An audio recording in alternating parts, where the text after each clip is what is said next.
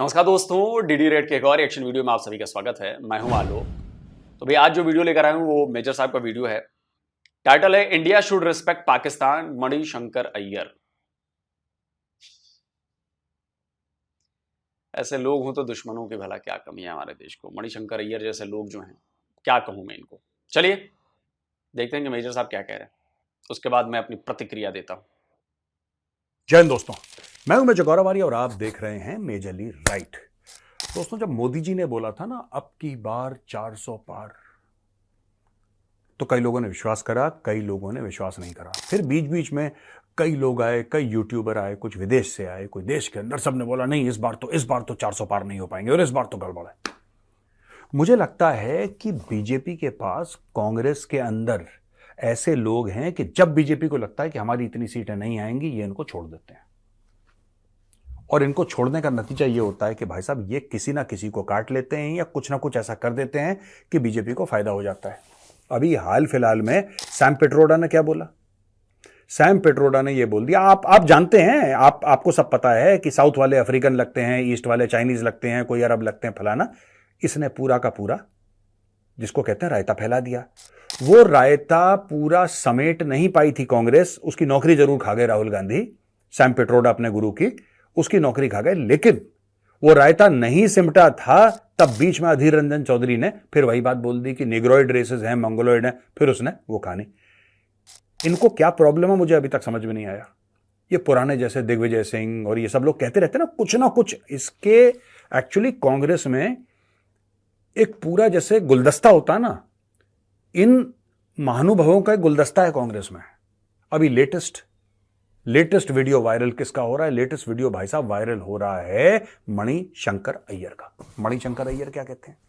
मणिशंकर अय्यर ये कहते हैं कि पाकिस्तान के पास एटम बम है। मोदी बहुत बड़ी गलती कर रहा है।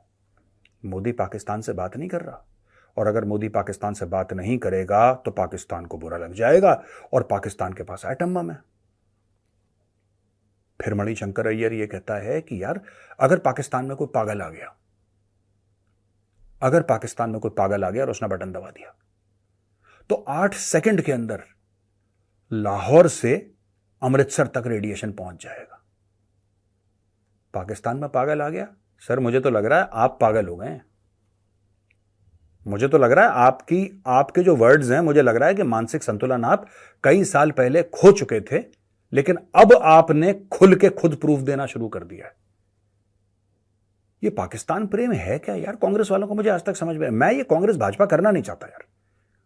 हमारा जियो पॉलिटिक्स का प्लेटफॉर्म है, हमारा कोई लेना देना नहीं है चुनाव ये सब। पर मुझे एक बात समझ में नहीं आती, इनको क्या खुजली है यार, क्या खा जाए अंग विशेष में ये। लेकिन लेना देना तो पड़ेगा सर, क्योंकि जब पाकिस्तान की भाषा हमारे देश के भीतर का एक नेता बोलने लगेगा, सो कॉल्ड नेता, तो फिर तो यहां पर तो अग्रेसिव होना पड़ेगा, यहां पर तो अपना पॉइंट रखना पड़ेगा। देश के भीतर कोई अगर बयानबाजी हो रही है, चलिए उससे हमें कोई मतलब नहीं है, बात सही है आपकी। जियोपॉलिटिकल का मामला है, जियोपॉलिटिक्स का प्लेटफॉर्म है या डिफेंस का प्लेटफॉर्म है। लेकिन सर यहाँ पे तो एटम बम की बात हो रही है, यहाँ पर तो पाकिस्तान के अटैक की बात हो रही है। ये तो सीधा सीधा डिफेंस और जियोपॉलिटिकल मामला है सर। तो सीधा सीधा तो इस पर तो हम लोगों को स्टैंड लेना पड़ेगा सर। हमें अपने फॉलोअर्स को बताना पड़ेगा कि ये पुराने वाला भारत नहीं है, ये ऐसे नहीं चलेगा। और हमारी अपनी यूथ को, हमें जो लोग देखते हैं सुनते हैं, उनको ये बात समझानी पड़ेगी कि ये जो बात मणिशंकर अय्यर ने कही है वो किस हद दर्जे तक खतरनाक बात कही है। और ये हमारी फौज के ऊपर सवाल उठा रहे हैं, हमारे ऊपर सवाल उठा रहे हैं, हमें धमका रहे हैं लिटरली कि तुम पाकिस्तान की बात मानो, नहीं तो पाकिस्तान तुम्हारे ऊपर एटम बम मार देगा। अरे तो हम यहां क्या, मतलब वो दिवाली के लिए हमने पटाखे ले रखे हैं, हमने, पाकिस्तान को नहीं पता है? उधर से पागलपन होगा तो क्या इधर से छोड़ देंगे क्या हम?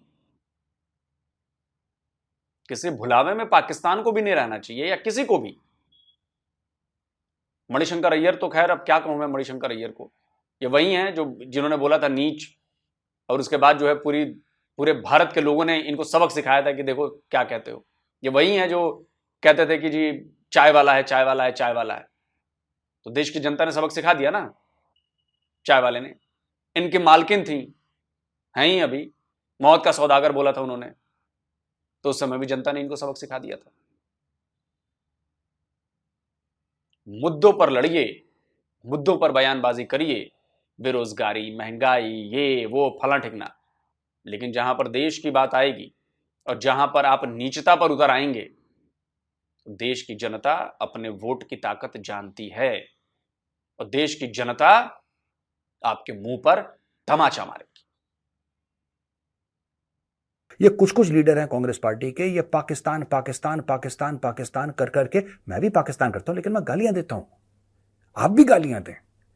ये पाकिस्तान पहुंचता है मणिशंकर अय्यर और वहां पे कहता है कि यार देखो हमारी मदद करो, ठीक है, हमारी मदद करो मोदी को हटाने। ये देखिए, ये कहता है हमारी मदद करो मोदी को हटाने की, पाकिस्तान में जाके।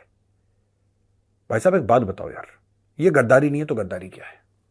आप मुझे बताइए, आपके कंट्री का इलेक्टेड प्राइम मिनिस्टर, जिसको आपने, मैंने, आम हिंदुस्तानी ने इलेक्ट करके भारी बहुमत से इस देश का प्रधानमंत्री बनाया हो, ठीक है जी, इस देश का प्रधानमंत्री बनाया हो, उसको गद्दी से या जिस पोजीशन पे वो प्रधानमंत्री बैठे हैं उधर से उतारने की ये खुली साजिश कर रहा है पाकिस्तान जाने में।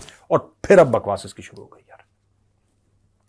मुझे तो फिर ये लगता है कि जब मोदी जी कहते हैं अब की बार 400 पार, तो फिर कहीं ना कहीं अमित शाह जी अपने 4-5 ये जो इनके फुंदरू हैं वो एक्टिव कर देते हैं। वो बोल देते हैं बेटा मोदी जी का आदेश है 400 पार, अब तुम करो कुछ। वो 400 कैसे होंगे? ये कांग्रेस की सीट कटवाएंगे लोग। आज की तारीख में कांग्रेस जो है वो डैमेज कंट्रोल पर लगी हुई है।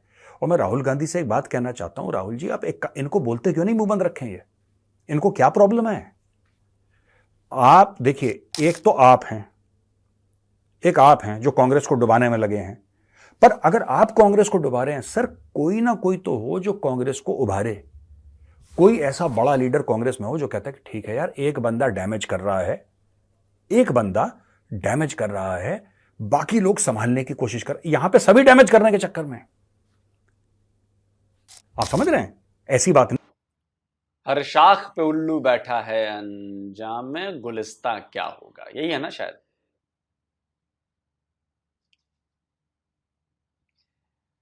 तो शाखें तलाश की जाएं। बात नहीं है कि यहां पे 2-4 ऐसे बड़े नेता हैं जो कांग्रेस को, अभी कभी अधीर रंजन चौधरी कुछ बोल देता है, क्या जरूरत है अधीर रंजन चौधरी को बोलने की? चुप रहो, मुंह बंद करो, अपना काम करो। अपना काम नहीं करना। कुछ नेग्रॉइड रेसेस हैं, कुछ मंगोलॉइड रेसेस हैं, कोई इंडो एरियन है, कोई फलाना ढिमका। ओ भाई, व्हाट इज योर प्रॉब्लम? है ना, एक ही उल्लू काफी है, एक ही उल्लू काफी है बर्बाद गुलिस्तां करने को। हर शाख पे उल्लू बैठा है, अंजाम गुलिस्तां क्या होगा? यार ये बातें जब मैं सोचता हूं ना, तो मुझे मेजर साहब की और मेरी सोच बड़ी जबरदस्त तरीके से मिलती है। अभी मैंने जस्ट बोला ही था और मेजर साहब ने धर दिया। गुड, मतलब ट्रैक सही है। हम लोगों का ट्रैक जो है वो सही है, सोचने का तरीका ट्रैक सही है। मेजर साहब अगर देख रहे हो तो मुझे फिर यह शेर जब मेरे दिमाग में आता है तो सामने कांग्रेस पार्टी का चुनाव चिन्ह, ये देखिए। अब दोस्तों मैं आपको बताता हूं कि मणिशंकर अय्यर ने और क्या बोला, ये जानने की आवश्यकता है। देखिए, इसने बोला कि उनके पास एटम बम है, यानी कि पाकिस्तान के पास, हमारे पास भी एटम बम है, लेकिन अगर कोई पाकिस्तान में कोई madman decides to drop a bomb on Lahore, if a madman decides to drop a bomb on Lahore. अच्छा, ये कौन से मैडमैन की बात कर रहे हैं? ये कौन से मैडमैन की बात कर रहे हैं? क्या ये कह रहे हैं कि भारत लॉन्च कर देगा पाकिस्तान की ओर, तभी तो लाहौर पे करेगा?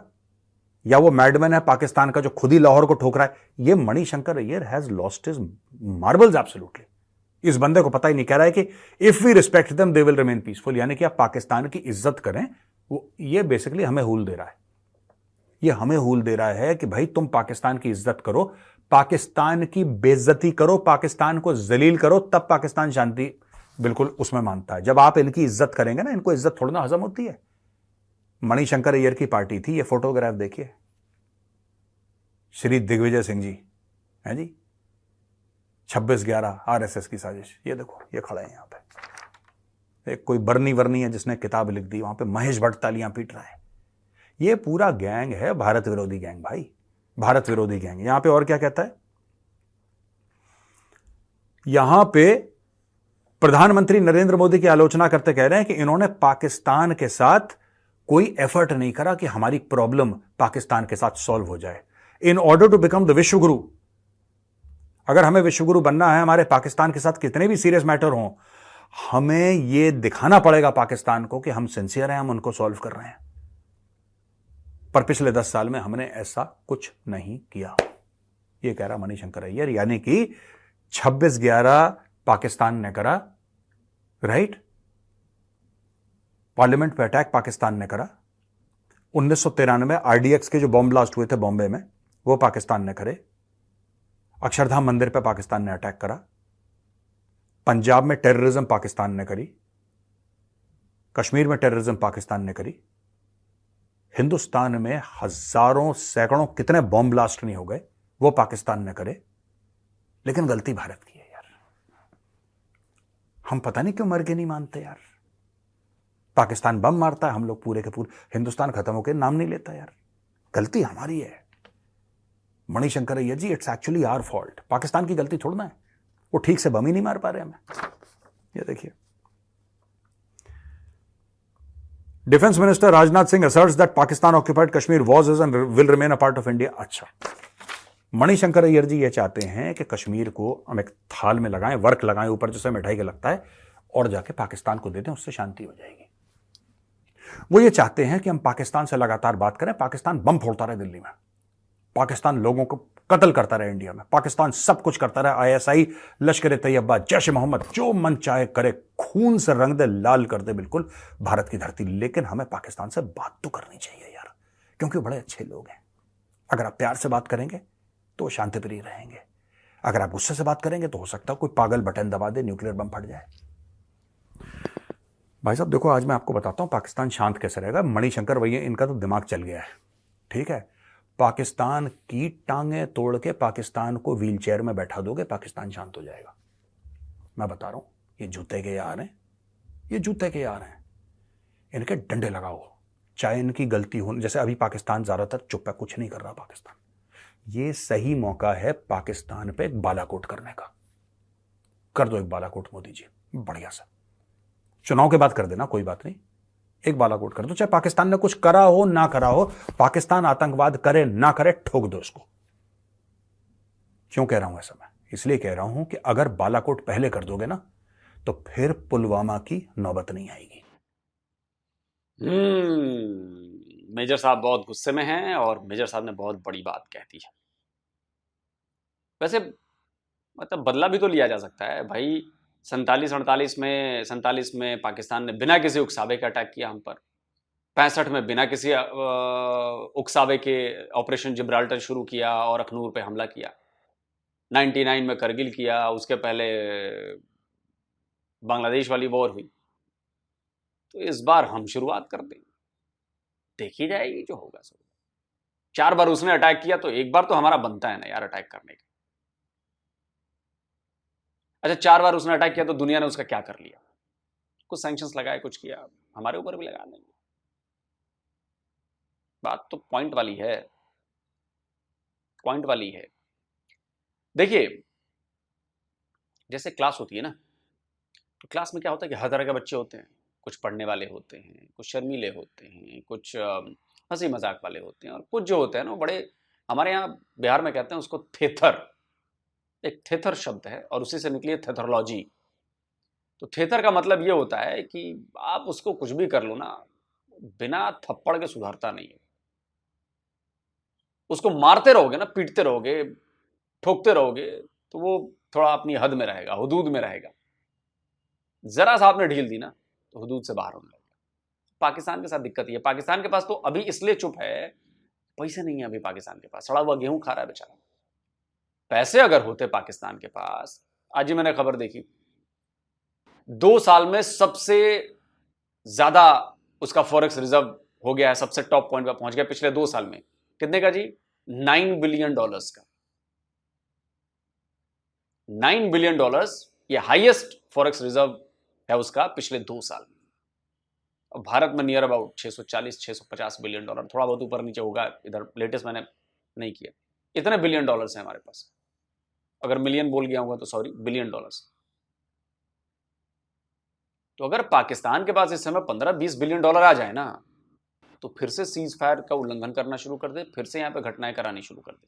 और पुंछ में अभी क्या हुआ है, पुंछ के भी सबूत मिल जाएंगे, पुंछ का भी सबूत मिल जाएगा, पुंछ का सबूत भी पाकिस्तान को दे दिया जाएगा, हम यूएन में भी लेकर जाएंगे, सब लेकर जाएंगे, सब होगा अभी। नहीं, बात सही है कि आखिर कब तक हम ही अटैक सहते रहे, कभी अटैक कर भी दे, ठीक है। दूसरा, मणिशंकर अय्यर जैसे लोगों का एक ही इलाज है, हमें अपने वोट की ताकत दिखानी है और उनको बेइज्जत करना है कि तुम्हारी औकात 2 कौड़ी की नहीं है। और ये बात मैं कांग्रेस और बीजेपी के लिए नहीं कर रहा हूं, अगर बीजेपी में भी अगर कोई ऐसा बोलेगा ना, उसके लिए मैं ऐसे ही शब्द बोलूंगा, क्योंकि देश से बड़ा कुछ नहीं। और जो देश के खिलाफ बात करेगा वो मेरे खिलाफ बात कर रहा है,